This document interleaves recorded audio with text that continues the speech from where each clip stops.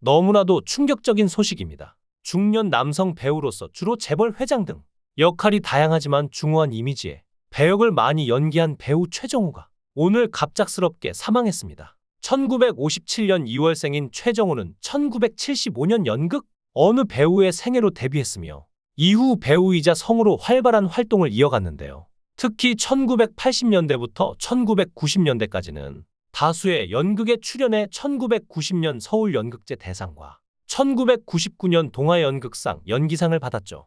대중에게는 2008년 영화 추격자와 드라마 최강치루를 통해 본격적으로 이름을 알렸지만 그는 일찍이 연극계에 묵직한 이력을 남겼습니다. 직접 기획, 제작, 출연한 90년대 최고 히트 연극 불 좀 꺼주세요를 비롯해 청춘의 찬, 필로우맨 같은 명작품에 배우나 제작자로 참여했죠. 그래서 연극상을 받은 것인데요. 불 좀 꺼주세요가 성공한 뒤 새로운 분야에 관심을 가진 최정우는 미국에서 영화 공부를 하겠다고 갔는데요. 대학로에 황제로 등극했던 때였기에 방송 출연 안 해도 될 정도로 돈을 많이 벌었죠. 미국에서 영화 감독한다고 가서 LA에 1호로 포장마차 열었는데요. 그때를 떠올리며 최정우는 영화 공부는 개뿔이라며 한국과 미국을 오가며 놀았다고 말하기도 했죠.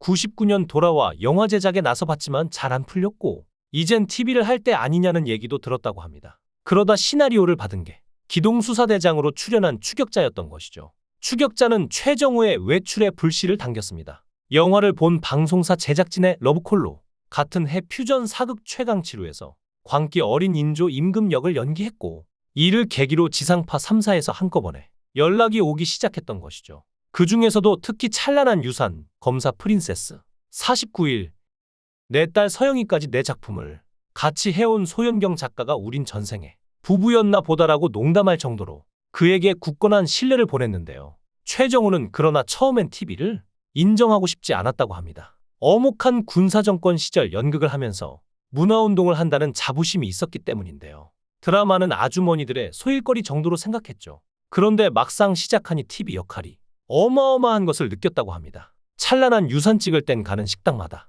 드라마 때문에 오랜만에 가족이 모인다며 감사 인사를 받았다는데요. 연극이나 영화만이 메시지를 전달하는 게 아니었다는 걸 알아챈 것이죠.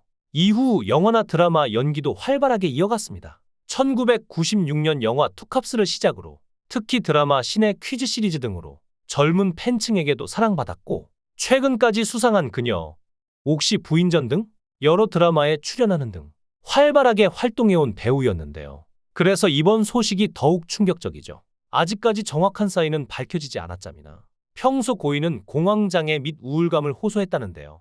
그래서 많은 분들은 아마도 우울감으로 인해 극단적인 선택을 하지 않았을까 추측 중입니다. 또한 이외에도 지병이 있었는데요. 지난해에는 구안화사로 방송 출연이 힘들었죠. 구안화사는 얼굴의 한쪽 근육이 마비되는 질환인데 차가운 곳에 노출되거나 정서적 충격, 감정적 불안, 해부학적 원인 등 여러 가지 요인이 발병에 영향을 끼치지만 주요 원인은 정신적, 육체적 과로로 인한 면역력 저하라고 볼 수 있는데요. 한쪽 근육이 마비되다 보니 환자들은 보통 한쪽 얼굴이 비대칭적으로 움직이는데 웃을 때 입 한쪽만 올라가거나 눈을 완전히 감지 못하는 시기죠. 이런 증상은 보통 며칠에 걸쳐 심해지지만 적기에 적절한 치료를 받으면 대부분 회복 가능한데요. 구안화사로 힘들어했던 걸 생각해보면 배우로서 구안화사라는 질병은 너무나도 치명적이었던 것 같죠. 우울증과 공황장애 역시 방치할수록 회복이 어려워 제때 치료하는 게 중요한데 배우들은 사회적인 시선 때문에 우울증이나 공황장애를 방치하는 경우도 많은데요.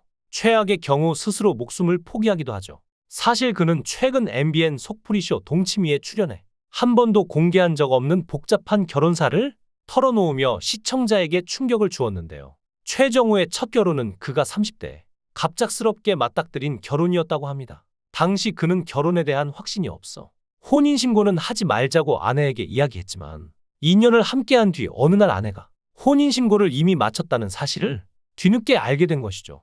예상치 못한 아내의 혼인신고 소식에 당혹감을 느낀 그는 혼인신고서가 마치 배신의 증거처럼 보였다고 털어놓았는데요. 결국 그는 첫 아내와 이혼을 맞았고 이혼 후 연극 불 좀 꺼주세요로 드라마를 안 해도 먹고 살 정도의 상당한 수입을 올리며 전성기를 맞았죠. 하지만 그의 결혼사는 여기서 끝나지 않았는데요. 50대가 된 그는 재혼을 했고 두 번째 아내는 그와 달리 이미 자녀가 있는 상황이었죠. 이번에는 드디어 혼인신고 없이 결혼 생활을 이어가던 그는 아내의 설득에 결혼 3년 차에 혼인신고를 결심했는데요. 그러나 이 결혼도 결국엔 끝을 맞이했죠. 최정우는 재혼인데 애가 없었고 상대방은 애가 있었는데 최정우가 또 혼인신고는 못한다고 했더니 상대방이 부모님 뵙기 민망하다며 자신이 무슨 도둑 살림하는 것도 아니고라며 서운해했다고 하는데요.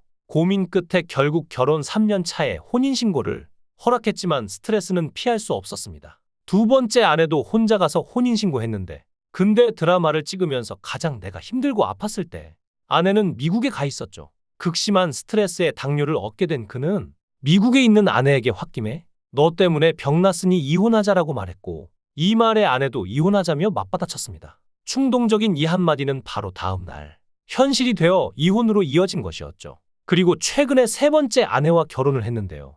세 번째 아내와의 만남도 그야말로 독특했습니다. 회사를 옮기며 다이닝 바에서 근무하게 된 그는 11살 차이 나는 제1교포 여성을 만나 결혼했습니다. 이번 아내는 그와 달리 초혼이었는데요. 최정우는 잔소리가 심하고 결벽증에 분노 조절 장애와 ADHD도 있다며 아내에 대해 거침없이 폭로했는데요. 연애할 때는 조용히 있던 아내였지만 결혼 후 영감님이라 부르며 성격을 드러내기 시작했고 동네에서는 싸움닭으로 불릴 정도였다고 하는데요. 사실 그가 혼인신고를 안 하게 된 건 어릴 때 어머니의 말 때문이었습니다. 홀어머니 밑에서 혼자 컸는데 마리씨가 된다고 어렸을 때부터 늘 어머니가 했던 말이 너도 너 같은 거 낳아서 똑같이 속 썩어봐 라고 했는데 이게 일종의 트라우마로 남은 것이죠. 연극만 하면서 살던 어느 날 최정우는 문득 내가 만약에 아이를 낳으면 어떻게 되지?